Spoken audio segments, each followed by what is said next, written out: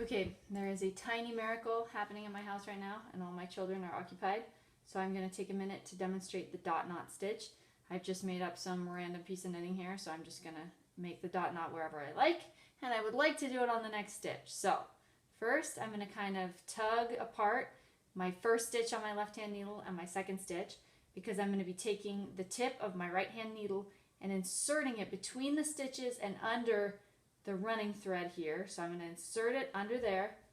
I'm just going to knit that and pull it back through. So I pull my loop back through, and then I'm going to take the tip of my right hand needle and do the exact same thing between the same two stitches but above the running thread, and then pull it back through. So now I have two loops over my right hand needle.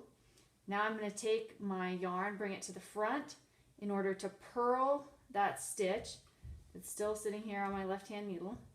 I'm going to purl it, and then you can move your yarn to the back again.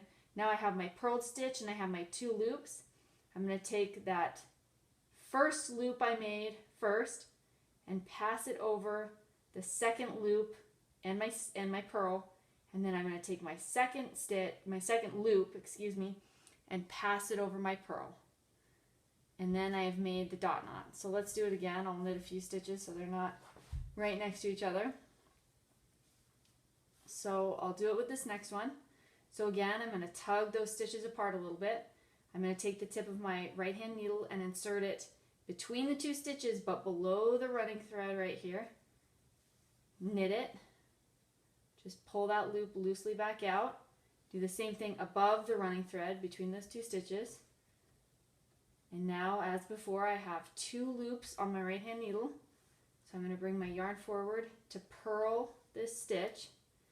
Purl the stitch. You can pull it off your needle then.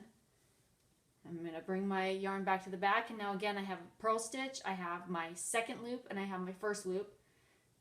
I'm going to take that first loop, pass it over the second loop and the stitch, and then I'm going to take my second loop and pass it over the stitch, and again I have a dot knot.